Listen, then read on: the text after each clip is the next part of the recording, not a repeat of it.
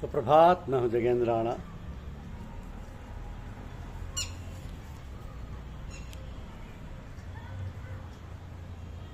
सूरत का धर्म है शब्द को सुनना।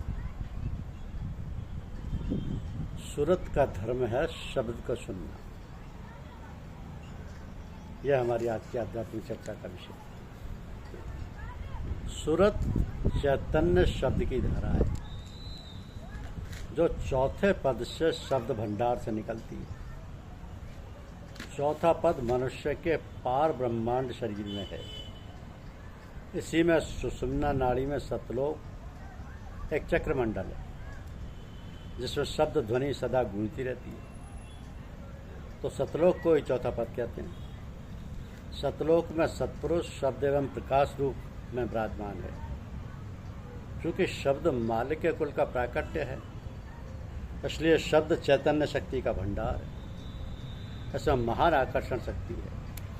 अशी शब्द की चैतन्य शक्ति से सूरत प्रस्फुटित होती है। शब्द मालिक कुल का रूप है, सूरत उसकी अंश है। शब्द को सुनने वाली सूरत है, प्रकाश को देखने वाली भी सूरत ही है।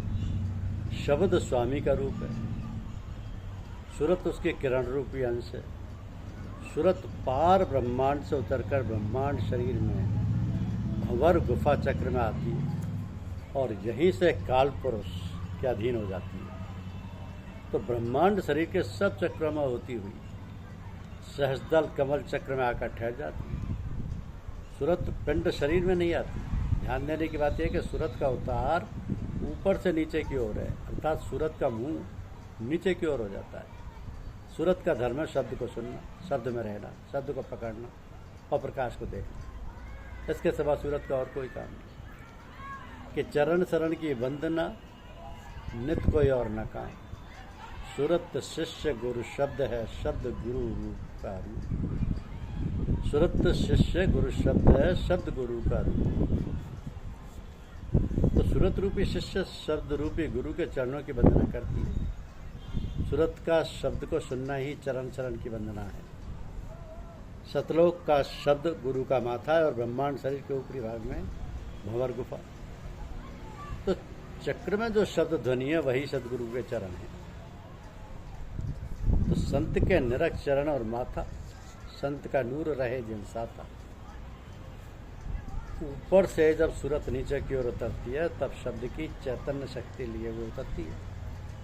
शब्द के बिना सूरत का अस्तित्व ही नहीं है। शब्द से सूरत और सूरत से शब्द, यही क्रम ऊपर से नीचे तक फैला है। तो सतलोक के शब्द भंडार से सूरत निकली और ब्रह्मांड शरीर के निचले हिस्से में सहस्रदल कमल में शब्द को प्रतिष्ठित कर देती। शब्द की वह श्रृंखला पिंड शरीर में नहीं है, न सूरत ही पिंड शरीर में है जो उतरती है। सहस्रदल कमल से नीचे थोड़े फासले पर भ्रू मध्य है। यहीं पर ब्रह्मांडी मन की बैठक है जिसका मुंह नीचे पिंड शरीर की ओर है। तो सूरत से ही ब्रह्मांडी मन को शक्ति प्राप्त होती है। ब्रह्मांडी मन से पिंडी मन को शक्ति मिलती है। पिंडी मन की हरकत में आने से पिंड शरीर को की 10 इंद्रियां संचालित होती है। इस प्रकार सूरत का मुंह सहस्रदल कमल के नीचे की ओर रहता है और सूरत के मन से यारी हो गई। सूरत की मन से यारी हो गई। सूरत एवं मन की दोस्ती अनेकों जन्मों से, एक जन्म 100 वर्षों का माना गया। कब तक? जब तक मनुष्य की आत्मा अपने अंतर स्थित परमात्मा से नहीं मिल पाती। संत मत के अनुसार जब तक सूरत मन से अलग होकर कारण शरीर में चौथे पद के शब्द भंडार में लय नहीं हो जाती तब तक जन्म मरण का चक्र छूट नहीं सकता। फिर से समझ लीजिए। संत मत के अनुसार जब तक सूरत मन से अलग होकर कारण शरीर में चौथे पद के शब्द भंडार में लय नहीं हो जाती तब तक जन्म मरण का चक्र छूट नहीं सकता। तो सूरत का मूल चौथे शब्द का शब्द है, चौथे पद का शब्द है।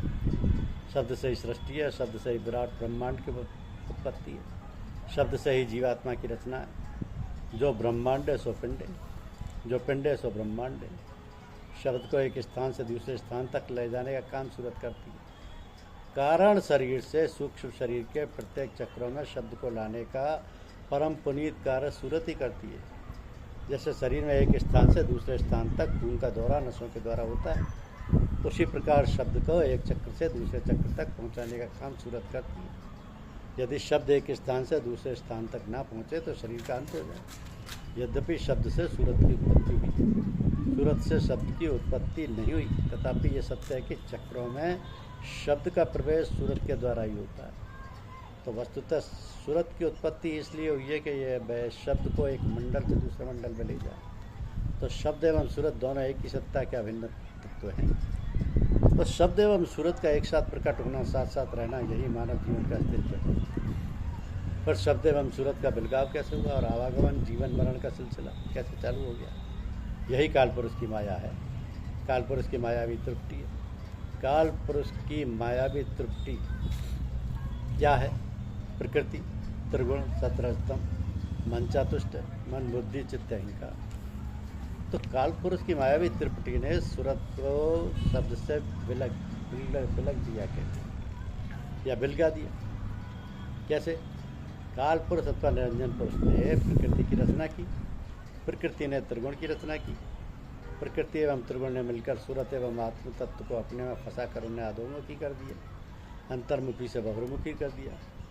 तो भगवान श्री कृष्ण अर्जुन से कहते हैं कि सत्वम रजस्तम एते गुणा प्रकृति संभव निबंधन्ति महाबाहो देहे देहेनमभ्यम। तो हे अर्जुन, सतोगुण, रजोगुण एवं तमोगुण, ये तीनों गुण प्रकृति से उत्पन्न होते हैं और अविनाशी आत्मा को शरीर में बांधते हैं। अब सूरत पार ब्रह्मांड शरीर में स्वतंत्र रहती है, सत्पुरुष अथवा दयाल पुरुष के सानिध्य में रहती है, मगर ब्रह्मांड शरीर यानी सूक्ष्म शरीर में प्रवेश करते ही सूरत काल पुरुष के अधीन हो जाती है। तो मालूम है कि सहजदल कमल यानी ब्रह्मांड शरीर का निचला भाग से नीचे सूरत का मुंह नीचे की ओर झुका रहता है और मन चतुष्ट यानी मन, बुद्धि, चित्त एवं अहंकार के सानिध्य से सूरत पिंड शरीर की 10 इंद्रियों के द्वारा बहुर्मुखी होकर सुख दुख में फंस जाती है। सूरत की धारा का प्रवाह जब तक नीचे से ऊपर की ओर नहीं होता तब तक सूरत शब्द को पकड़ नहीं पाती। सूरत की चैतन्य शक्ति की धारा को नीचे से ऊपर की ओर अभिमुख करना है, क्योंकि सूरत कई जन्मों से मन में फंसकर बहुर्मुखी हो चुकी है। इसलिए सूरत के उद्धार के लिए संत सदगुरु का सत्संग नितांत आवश्यक है। सतगुरु खोजो रे भाई, जगत में दुर्लभ रतन यही। तो सूरत अपने धर्म को भूल गई है। सतगुरु के सत्संग से सूरत को अपने देश में लौटने की चाह जाग उठती है। सूरत मन से विनती करती है, सूरत मन से विनती करती है। तो सूरत माल के कुल का अंश है, मन माया भी अंश है। सूरत जन्म जन्मांतर से मन के वशीभूत हो गई और अपना रूप और कर्म भूल गई और पिंड शरीर की माया नगरी में फंस गई। तो सत्पुरुष को अपने अंश सूरत की दुर्दशा देख दया जागी। संत सतगुरु का रूप धरकर काल जगत में आए, सत्संग का क्रम जारी किया और जीवों के कल्याणार्थ सूरत शब्द योग का साधन बताया। सूरत का धर्म है शब्द को सुनना। शब्द ब्रह्मांड शरीर में भी है, पार ब्रह्मांड शरीर में भी और पिंड शरीर में भी ध्वन्यात्मक शब्द है। तो पार ब्रह्मांड शरीर में भी ध्वन्यात्मक शब्द है, दोनों में अंतर है। ब्रह्मांड शरीर का ध्वन्यात्मक शब्द दयाल काल मिश्र शब्द है, पार ब्रह्मांड शरीर का ध्वन्यात्मक शब्द केवल दयाल देश का शुद्ध शब्द है, काल से परे का शब्द है। अब चूंकि सूरत दयाल देश से उतरकर काल देश में आ गई, यानी पार ब्रह्मांड शरीर से ब्रह्मांड शरीर में आ गई और ब्रह्मांड शरीर के निचले हिस्से सहजदल कमल में ठहर गई और सूरत का मुंह नीचे की ओर है। इसलिए सूरत शब्द को जो ऊपर की ओर है पकड़ नहीं पाती। शब्द तो ऊपर की ओर है, उसे पकड़ नहीं पाती। ऐसी दशा में शब्द को पकड़ने के लिए सूरत का उलटना जरूरी है। तो सूरत के उलटने का अभिप्राय यह है कि सूरत की धार को अर्थात सूरत के अंदर जो चैतन्य शक्ति की धारा है उसका मुख नीचे से उलटकर ऊपर की ओर किया जाए। तभी सूरत शब्द की चैतन्य शक्ति का इस्तेमाल केवल पिंड शरीर में सुख दुख के भोग में व्यर्थ नष्ट होता रहता है। सूरत का निज धर्म तो दयाल देश के शब्द को सुनना है। सूरत शब्द योग के अंतर साधना से मनुष्य काल माया के जाल आवागमन से बच सकता है। जीव अपने आदि घर से निकलकर सैर सपाटा करने लगा, माया बाजार में फंस गया और ऐसा फंसा कि हजारों लाखों करोड़ों जन्म हो चुके और जन्म मरण का ये क्रम समाप्त होने पर नहीं आता और मनुष्य काल माया के सिंडोले में जान भी नहीं पाता। फिर बचें कैसे इस मनोहरी से? तो केवल सत्संग एवं सतगुरु के सत्संग एवं सूरत शब्द योग के अंतर साधन से शब्द यादना के लिए सूरत की चैतन्य शक्ति की धारा को लौटना आवश्यक है। धन्यवाद।